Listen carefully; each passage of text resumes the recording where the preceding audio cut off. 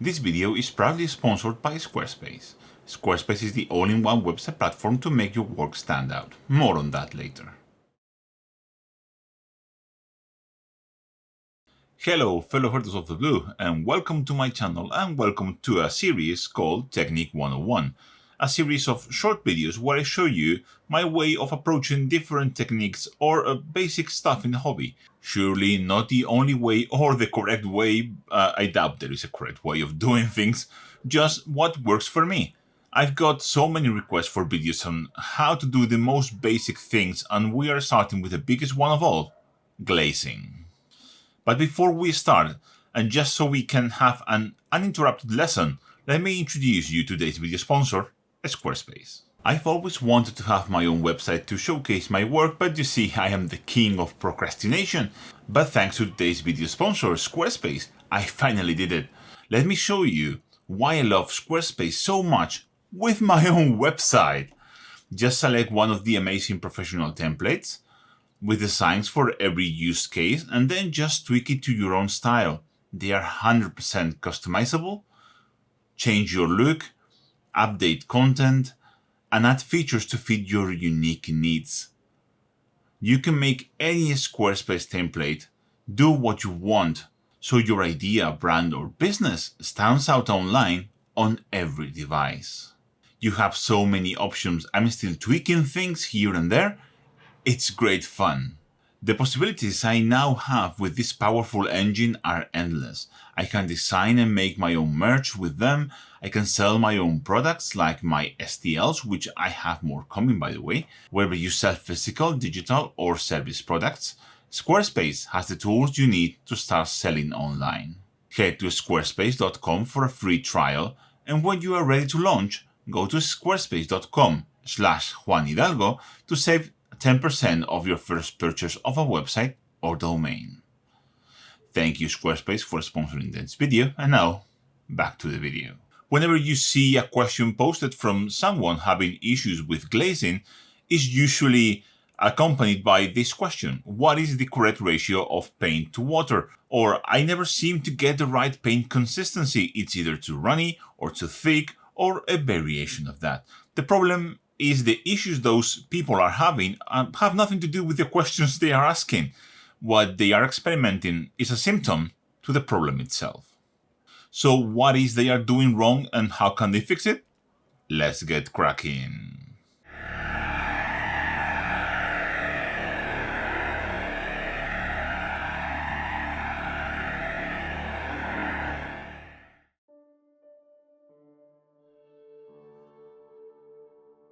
By far the most asked question in regards to glazing comes to how much water should I add, and you see that is the wrong question, because it depends. It depends on how thick you want your glaze to be, it depends on how many passes you want to make. That is not the problem. The problem is not how much water you add or how little water you add. The problem is how you are loading your brush. Both this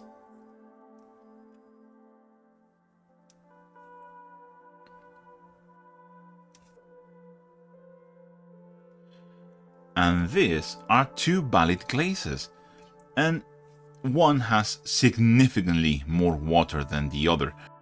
Regarding thinning, you saw what I just did. What you shouldn't do is thin the whole pool of paint, because that way, if you do that, you don't have any way to go back. I can't make this less thin, and also it starts to become less controllable, while just dipping my brush and thinning this little pool of paint allows me a lot of control, and if I don't like it, I just have to add a little bit more paint or a little bit more water. That is the correct way. I have a full video on how you should thin paint that I will probably link in the top right corner.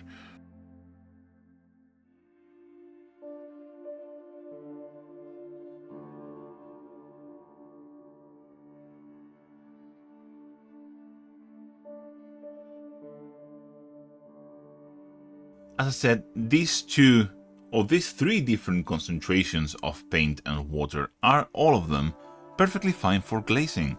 The problem you are having is how much water your brush holds. That is the key. How much water you add to your paint is not relevant. let me just show what the usual problem is. We have a lot of diluted paint here, and people just go and glaze with this. Like this. And the problem is this, paint is pulling too much and is not going to give us a nice result. It's probably going to dry weirdly or create some issues. You can clearly see here that we have some coffee staining beginning to happen at the borders of the glaze. And that is the completely wrong effect that we want. We want this to be as uniform as possible. So the right way to glaze is to add as little paint to your brush as possible. The brush shouldn't be wet. You can see now we are glazing better. Look how smooth that is. Yes, it has little effect, and that's where the concentration of paint and water starts to come into its importance. The key you need to focus in here is you should have so little paint in your brush that the paint basically dries instantly after you apply it. You can clearly see the difference between 1 and 2. And both have the same amount of water. It's not the water in your paint that is messing up your glazes.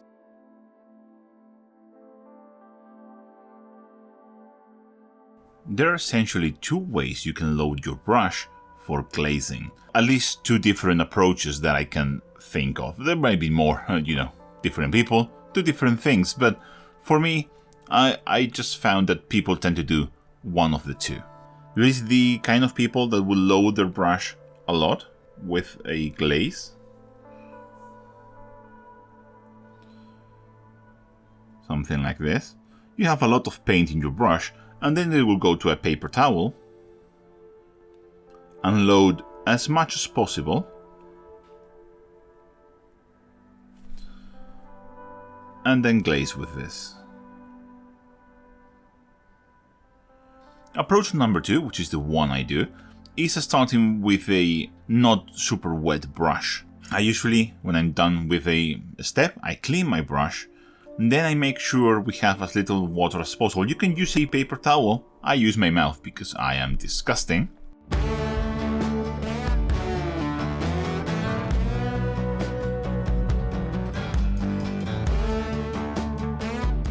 And once I'm sure there is as little water as possible in the brush without it being dry, I go and load my brush.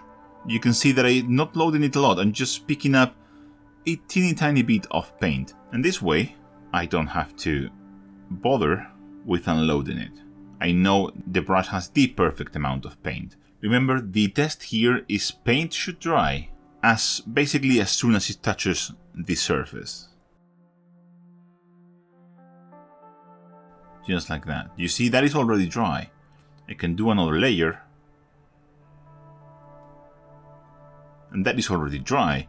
And I can do another layer, etc., etc., building up the layers. The amount of water you put in your mix, the ratio from paint to water, the only thing that it will do is change the amount of layers you need to do, and thus the smoothness of your glaze. So if you want a super smooth blend just by glazing, you will have to add more water into your paint. And if you don't mind a little bit more of a choppy glaze, you can be more aggressive with your pigments.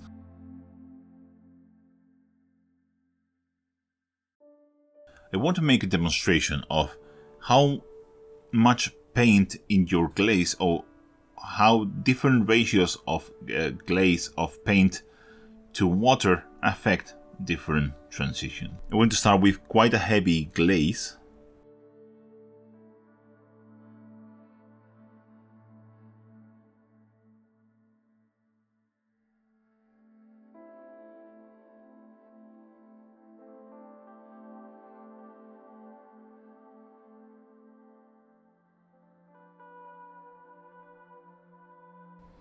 So there you go. You can see on the top here what a heavily loaded glaze can do. Yeah, you can still get a sufficiently good transition most of the time. That's why I use heavy glazing so much. But once you move into such a big difference in terms of value and color, here is a massive jump from salted green to like a white spray, that you will get, especially on the lighter side, a rougher transition. While if you keep on with your super soft glazes, you will eventually get there. It just takes way more time, but you get a smoother transition, even if the color jump is so massive.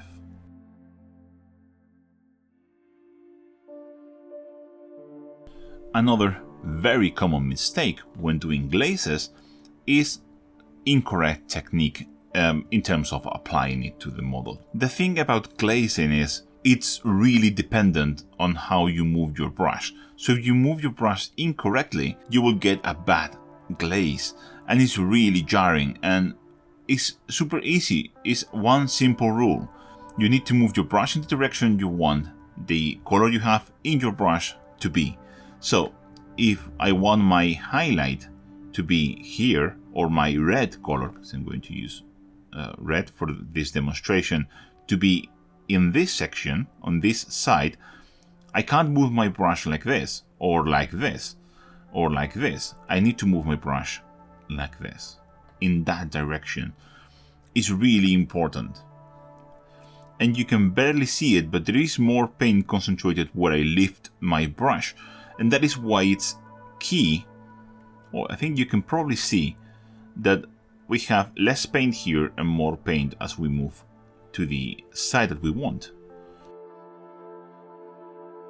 Look at how fast that is drying. That is a sign of a good glaze.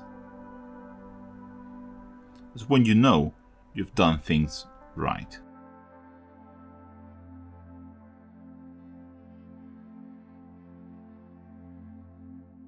I find circles to be the most challenging, but the same technique applies.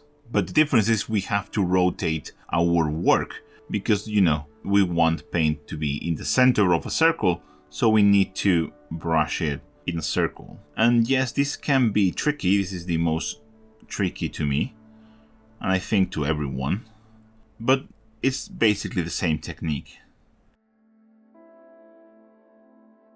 And remember, we can always glaze in the other direction. This is not like a single step process. You can refine it as much as you want.